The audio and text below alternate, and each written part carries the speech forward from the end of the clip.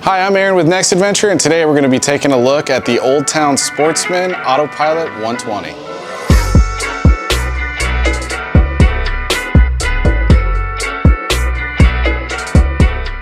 We'll go ahead and start at the front here.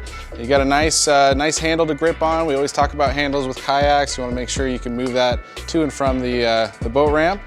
We've got a small hatch in the front here. It's not really a storage hatch so much as access to the inside of the hull. It gives you access to the transducer mount and other things you're going to be getting in this kayak with. And then the big Minn Kota elephant in the room. We've got a 45-pound thrust Minn Kota motor that's built into this kayak. It's got an up and down feature, just like you'd be used to if you're used to using bow mount trolling motors. Quick release, and it comes right up out of the kayak. There is a kill switch on the bottom of this, so if this is in the up position, it will not work, which is great. This is the Minn Kota iPilot series, so it does come with a controller. This is how you're going to be using the steering functions on the trolling motor. You can also use the spot lock functions.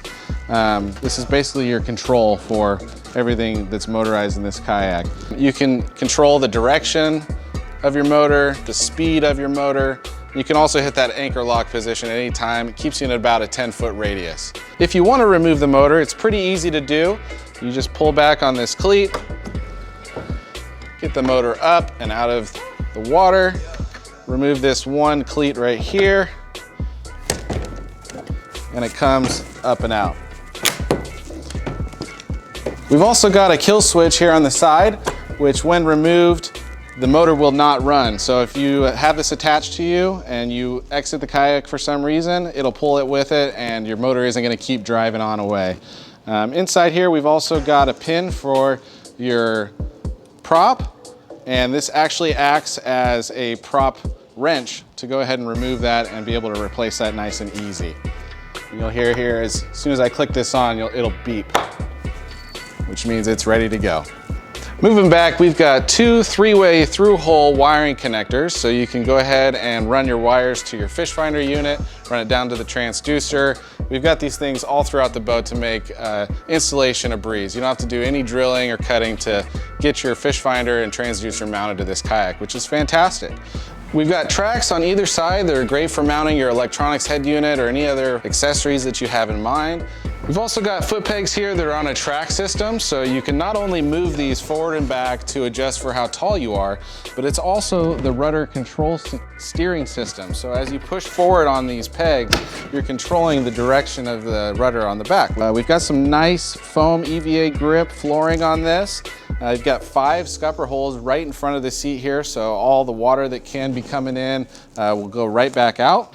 We've got slots on the side here, which are designed to hold various tackle boxes or pliers, anything that you want to stash closely, which is a really nice feature. We've got 4 rod holders in this boat, 2 that are facing forward and 2 that are facing back. So you can have a couple stored back here, and then these up here are great for stashing a rod when you just need to get hands free for a moment. And for those of you that are tournament fishermen, this kayak is boasted to be tournament ready. And the way that works is you've got your hog trough if you're using a hog trough system. It fits in a slot that's actually designed for it to sit in, so you can take your photo of your fish. And then when you're done with it, they've actually made enough room underneath this foot peg here to keep that stowed until you need it again. We've got cup holders in either side right by the handles. There's plenty of storage on the side of this seat over here for boxes and things like that. We've got a nice comfortable seat here that does have the option to be in a high or a low position. We've also got a waterproof box that has a lift assist on it there, a spring assist. You can keep your phone or valuables or anything else that you want to keep dry in there. There is a waterproof gasket here, and there's also a little bungee strap on the top here for quick lashing of something right next to your seat. The rudder up and down control is a nice big handle here on the outside of the kayak. Go ahead and lift this up and you can see that extra large rudder coming on up, and it's really easy to go ahead and put that back down. Underneath the seat here, we've got the battery compartment as well as a hole access point. So you've got your battery box, which comes with the kayak. You can go ahead and run your battery into the wires underneath there, and then there's a plug that comes on out and plugs directly into the kayak, which is pre-ran for that trolling motor up front, so you don't have to worry about running any wires. Right behind the battery box, we've got a hatch here. This is for hole access, so you can store things in here, but mostly it's to get access inside the boat, be able to move your wires around or anything else you need access inside for. Back behind the seat here, we've got 2 spots to go ahead and attach our bungees for the motor hole cover. When the motor's not in use, or if you want to go paddling for the day, you can lift this up and out and remove it, and this plate here goes ahead and covers up that hole so you don't have water splashing in your kayak. We've got a huge tank well, so not only can you have plenty of room for your box or any other tackle system that you use behind the seat, you've also got room behind that to put dry bags, day bags, things like that, camera boxes, anything that you want to take with you out on the water. We've also got 2 more tracks back here. These are great for attaching lights, staying safe in the dark. Moving back to the back of the kayak here, we've got a nice flat area here, and this is designed to take a shallow water anchor mount. And there's actually threaded inserts here for you to go ahead and just bolt that straight on. Again, no cutting, no drilling, super easy installation. If you don't want to use the shallow water anchor motorized system, there's also holes here that can be used for a quick and easy push-pull anchor for when you're on the bank or the beach or things like that. Behind here, we've also got 2 molded in handles, nice and easy to lift on this kayak.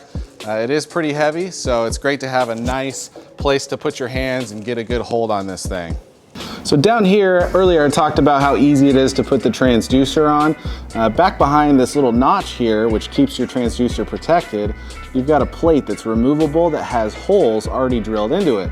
So you can go ahead and get that attached there and then mount it right back to the kayak.